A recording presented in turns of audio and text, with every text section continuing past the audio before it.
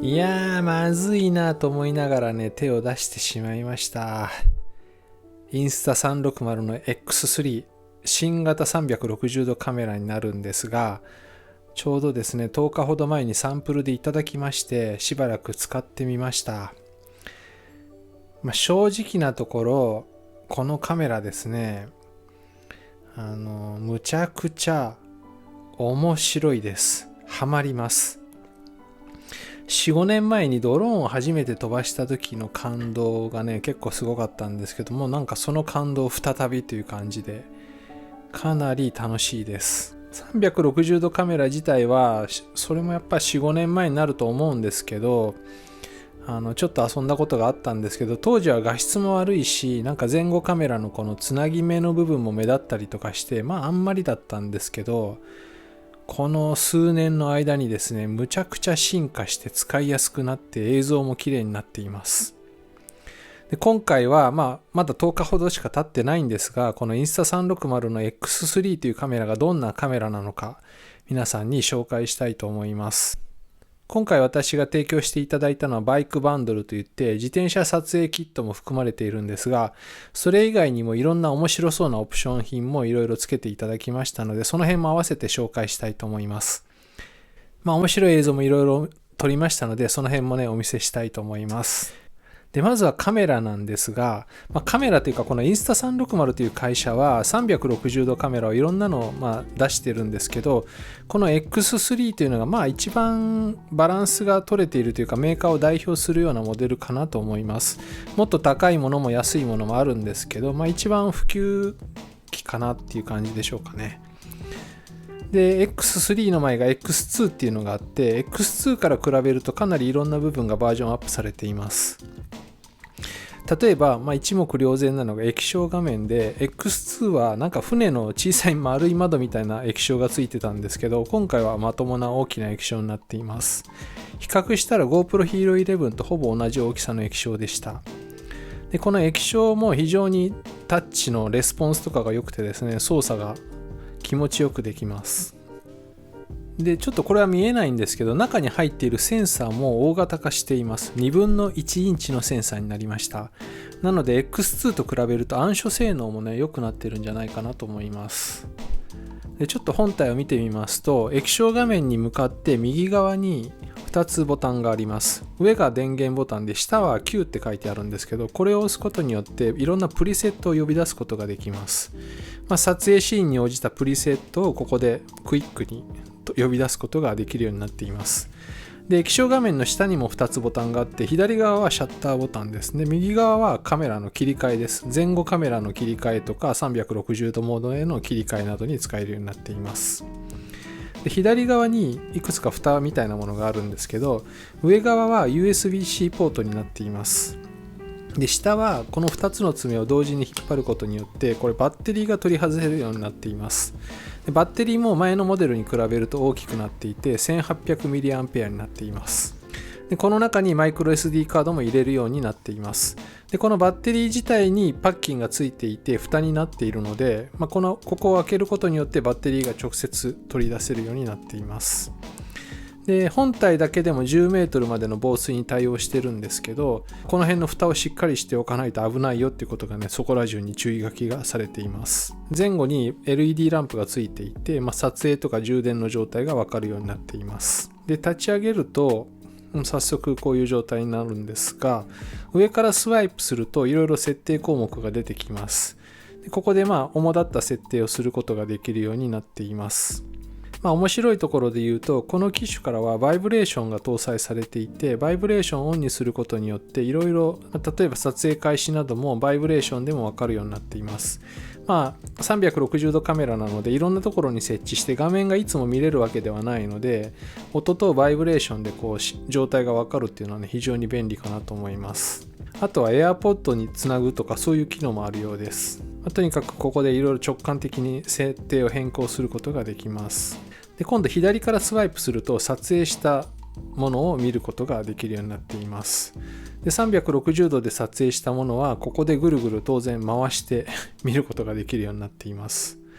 今度右からスワイプするとカメラモードのいろいろ切り替えができるようになっています。完全にオートで撮るのか、それとも手動で撮るのか。手動の場合はいろいろホワイトバランスとかシャッター速度とかそういうものも選べます。で、自動であれば、カラーモードを標準で撮るのか、ログで撮るのか、鮮やかで撮るのかとか、そういったこともいじれるようになっています。で、このメイン画面の中でこのカメラボタンを押すことによって撮影モードの変更ができるようになっています。大きく分けると写真と動画とタイムラプス、それからバレットタイムとかが撮れるようになってるんですが、写真と動画に関しては標準モードと HDR で撮影できるようになっています。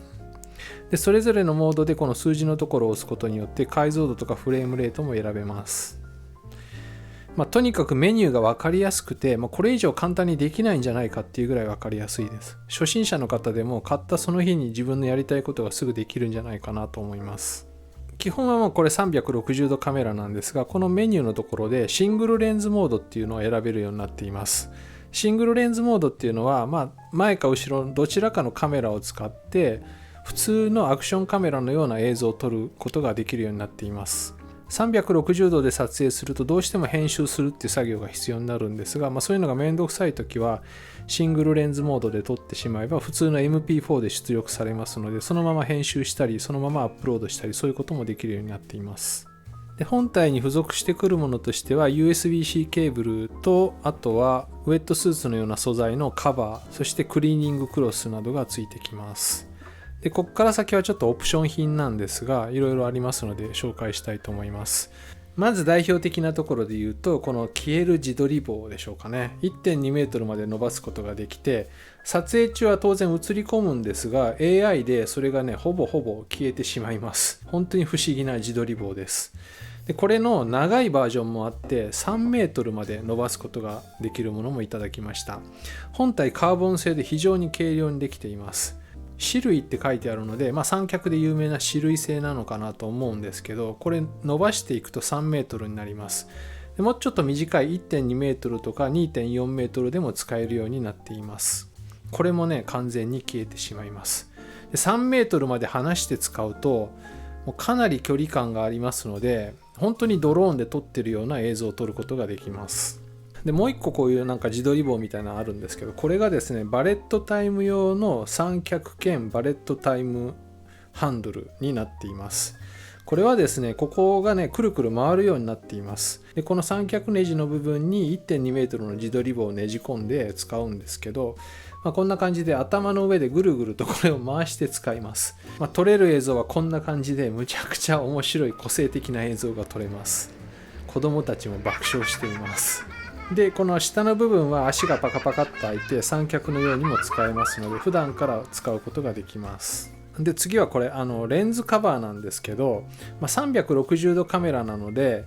魚眼レンズのようにレンズがね、前後こう出っ張ってるんですね。で、レンズって非常に重要な部分であるにもかかわらずこんな感じで出っ張ってるので結構気を使うんですけど、このラバーの結構分厚いキャップをしておけば、かなりラフに扱ってもレンズ自体に傷がつくということはなさそうです。で、次これちょっとちっちゃいんですけど、これマイクアダプターになっています。これは USB-C ポートに差し込んで、3.5mm のマイクジャックがついているので外付けのマイクをつなぐことができます。ワイヤレスマイクとかショットガンマイクをつなぐことができます。で、下には USB-C ポートがついているので充電も同時に行えるようになっています。で、それからバイクバンドルについてくるものとしてはチェストストラップといって胸の部分にカメラを固定するためのバンドみたいなものと、あとハンドルバーに取り付けるためのマウントになります。これは GoPro のものとかなり似てますが、 GoPro マウントがもうここについています。それとヘルメットマウントといってヘルメットに取り付けるいろんなマウント類がついてきます。粘着テープで貼り付けて、で、ただヘルメットに取り付けるだけでなくて、それ延長して上の方に取り付けるためのこういうアルミのバーみたいなものもついてきます。かなりしっかりと固定できますので、ヘルメットの前とか後ろの部分にまっすぐに立てたり水平方向に伸ばしたりとか、そういうことができるようになっています。それと最後にもう一個、今回バイク用のアダプターもつけていただきました。これはですね、よくあるラムマウントって言ってバイク乗ってる方ならご存知だと思うんですけど、ラムマウントのような仕組みの金属製のマウントになっています。自在ハンドルみたいになっていて、ここ緩めていくことによって自分の好きな位置に好きな方向でカメラを取り付けることができます。後ろの方につけて自撮り棒の先につけて後ろから第三者視点で撮ったりとかハンドルに取り付けたりとか、かなり自由に設置できるようになっています。で、編集に関してなんですが2つ方法があって、スマホのアプリでする方法とパソコンでする方法があります。どちらも専用のアプリケーションを使ってやります。で、スマホアプリもすごくて、ほとんどパソコンと同じことができてしまいます。できてしまうというか、指先で直感的に操作することができるので、スマホの方が正直やりやすいぐらいです。スマホで編集して仕上げてしまって、それをインスタグラムなどのソーシャルメディアにそのままアップロードすることもできます。パソコンの編集ソフトは購入者だけがダウンロードできるようになっているんですけど、ここでいろんなことができるようになっています。まず普通に撮ったシングルレンズモードで撮ったものは MP4 なので何もしなくてもいいんですけど、360度映像として撮影したものっていうのはちょっと特殊なフォーマットになっているので、まずはこの編集ソフトの中で開いて、で書き出しの設定をしていきます。といってもそんなに難しいこともなくて、まずはここで映像を確認しながら自分が見せたい方向、カメラのアングル、カメラというかレンズのアングルっていうんですかね、360度ぐるって撮れてしまっているので、どの部分を表示したいかっていうのを選んでいきます。で、時間によってどんどん変わっていくと思いますので、自分の見せたい向きっていうのをキーフレームというのをここで打っていきます。例えば1分の映像で1秒から5秒はこの向きということで、ここにキーフレーム、次のキーフレームはここ、次のキーフレームはここっていう風にして、自分の好きなアングルにしてキーフレームを打っていきます。その時に拡大縮小もできるようになっています。どんどん縮小していくと、地球が丸くなってきてまん丸い映像になったり、逆にアップにしていくと結構大きくして映すこともできます。その辺も全部キーフレームでコントロールしていきます。慣れてくるとどんどんできますので、キーボードショートカットとか覚えていけばね、早く編集できるようになると思います。で、それができたらあとは書き出しをするだけで、書き出しをしてしまえば MP4 のファイルが出来上がります。で、普通の MP4 のファイルなので、今度はそれを自分の編集ソフトの中で好きに編集することもできるようになっています。で、先ほど少し触れましたが、色の設定に関しても標準とログ撮影と鮮やかモードっていうのがあるんですけど、ログで撮った場合は後でかなり自由に自分で色を乗せたり編集したりすることができます。で、この映像はログ撮影したものを自分で色をつけたものです。標準で撮影したものに比べるとかなり鮮やかな色合いになっているのがね、見ていただけるんじゃないかなと思います。やる前はね、ちょっとめんどくさいかなと思うんですけど、実際やってみるとね、そんなに時間もかからずあっという間にできてしまいます。で、写真に関しても360度で撮ったものにはここで編集して自分の見せたい方向を選んで書き出しをすることができます。写真と動画は HDR モードも選べるんですけど、かなり太陽光のきつい時とか逆光の条件なんかでは HDR で撮影すると、白飛びが結構防げていい感じの映像が撮れてました。という感じでかなり駆け足でしたが、なんとなく分かっていただけたでしょうか。じゃあ次にですね、私がこの10日間撮りためた映像、今お見せしたのともかぶってはいるんですが、どんな映像が撮れるのかっていうのもお見せしたいと思います。Go, go.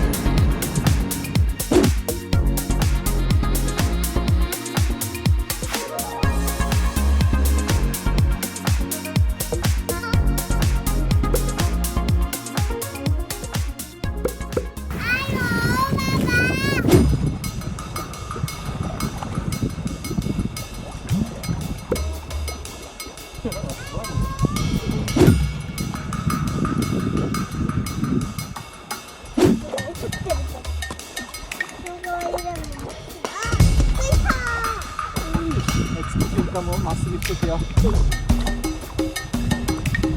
イエーイ、すごい。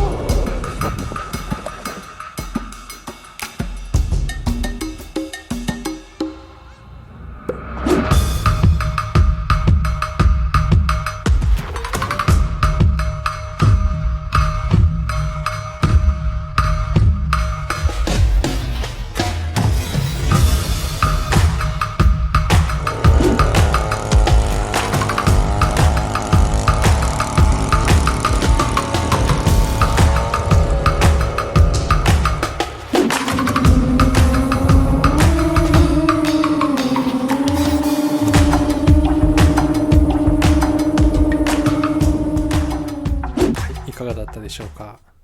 この動画を見たあなたもちょっと欲しくなったんじゃないでしょうか。いやね、ちょっと